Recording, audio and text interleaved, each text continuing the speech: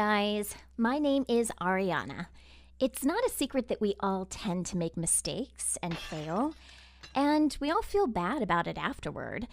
But what if I told you that a fatal mistake I made once made me feel so guilty and unworthy that I started suffering from a dramatic form of a sleepwalking disorder? In other words, I turned into a sleepwalker.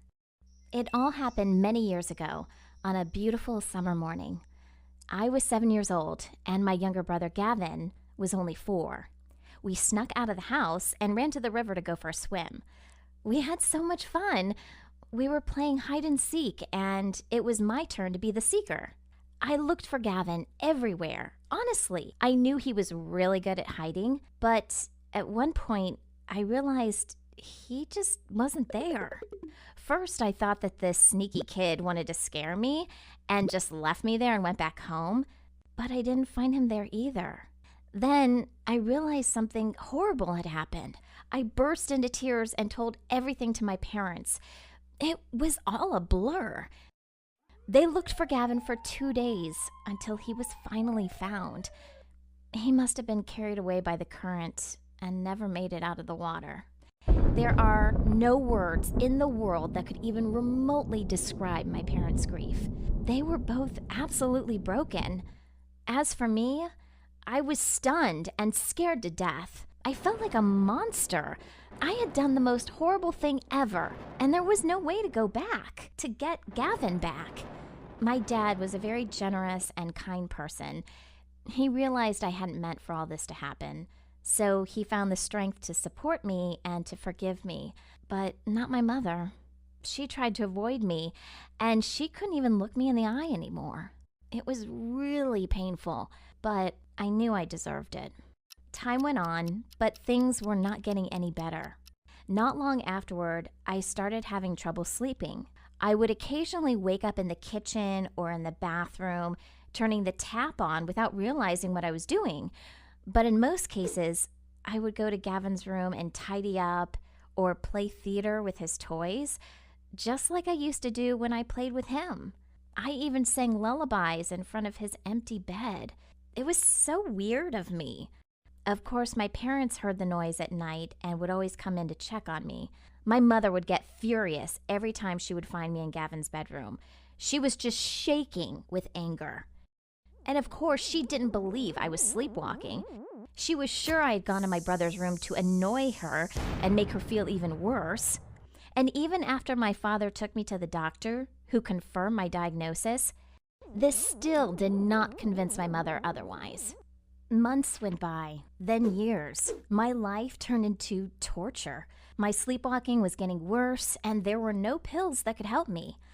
Almost 10 years has passed since my brother drowned in the river, and with each passing day, my mother would hate and abuse me more and more.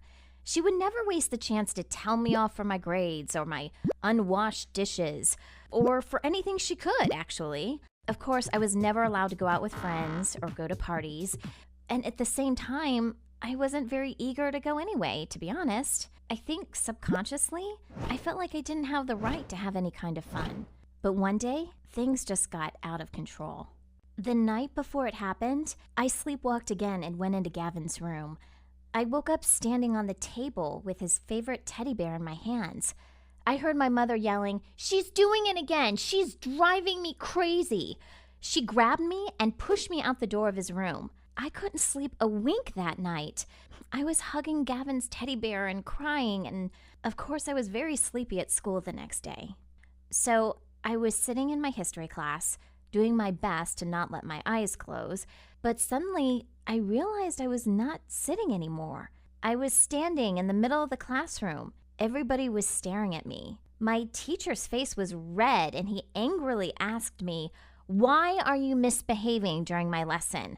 What are you even thinking?" And as usual, I didn't remember anything. So I didn't even have the slightest idea what kind of crazy stuff I had done that time. I learned about it later in the principal's office when the teacher was telling the story to my parents. I was walking back and forth with my eyes wide open, crying out some senseless words. My dad immediately saved the situation and told them about my sleep issues. It was convincing enough for both the history teacher and the principal, but as usual, not for my mother. When we got back home, we had a horrible fight. She said she felt like I was a curse for her and that she wished that it was me who had drowned in that lake, not my brother. It cut me more than hundreds of pieces of glass shards could. Even though my dad stood his ground and tried to back me up, nothing really mattered anymore. I couldn't get those horrible words out of my head. They kept on spinning around and around like a record. And that was the beginning of the end. As I was laying in my bed, I promised myself that I would never let my mom hurt me again. And my body heard me. I woke up at 4 a.m.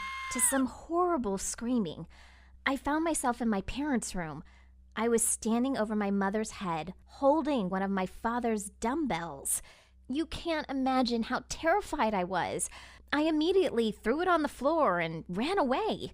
I locked myself in my room and covered my ears. I didn't want to hear any more insults from my mom, and there was no way to tell her I didn't mean to hurt her. In the morning, my dad came into the room. He looked really miserable. I asked him what had happened, and had already guessed myself, though. My mother had packed up and left for the hills. She also took most of Gavin's stuff with her, and the teddy bear as well. After that, my father and I didn't hear from her for a couple of weeks, maybe even more. It was all just killing me. No matter how much my mom hated me, I still loved her, and I wanted her to come back. I had almost lost any hope of seeing her again, until one day. It was the anniversary of Gavin's death, the blackest day of the year. And it was the first anniversary my father and I had spent without my mom. She didn't even call us or pick up the phone when my dad called her. It seemed she had just erased both of us from her life. That was the moment I really started to think it would have been better if I had drowned in the lake and not Gavin. I was lying on the sofa in the living room when I heard a giggle. My heart started beating faster. I could swear that it was Gavin. I jumped on my feet and went to his room. The light was back on, and the teddy bear was sitting in the middle of the room. I couldn't believe my eyes. Is Mom back? I thought. Then I heard that giggle again. I followed it and went out of the house.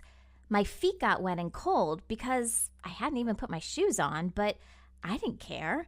I kept on following those giggles, and I finally saw him. I saw a little figure in the bushes. I couldn't see him properly in the dark, but I was sure it was him. He was wearing the same cute trunks, and he hadn't changed a bit since I saw him last time, 10 years ago. I looked around and realized we were standing at the bank of that very river. I felt tears streaming down my face. I wept and cried out, "I am so sorry, Gavin. Please forgive me." But he only gave me another giggle and suddenly jumped into the water. It didn't take me long to jump after him. I couldn't let this happen again. I tried to grab him, but then I felt somebody grab me. After a moment, I found myself lying on the ground. I was slowly coming back to my senses when I saw a familiar face.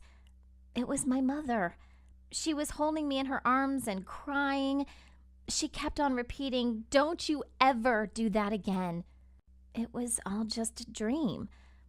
I never used to remember my dreams before, but I had remembered this one so clearly that I could have sworn it was real. I told my mother everything in detail. She was listening to me very carefully, and I saw that she believed me. Then she told me she had been sitting near the lake during that whole evening. She didn't feel like there was another place for her to go on the anniversary of Gavin's death. And then she saw me with my eyes wide open. I was barefoot, wearing my pajamas. She asked me why I had come, but I didn't say anything. I just jumped into the water. My mom said she had gotten so scared for me that she rushed to the lake to rescue me. It's weird to say this, but I don't think my mom or I had ever felt happier on such an unhappy day. We accepted what had happened and finally let it go. Things are really looking up now. My mother has come back home, and we're all trying to get back to normal life as much as possible. My mom is like a new person now. She's doing her best to get along with me. It took us 10 years to finally forgive each other and come back together, but it was all worth it. We can't change the past. We can only learn to live with it. As for me, I feel so happy and released now. Eternal self-blame makes no sense. It leads you nowhere but to destruction. Believe it or not, my sleepwalking has also changed. I remember most of my dreams, and I've now learned how to control them. I hope to get rid of them completely one day.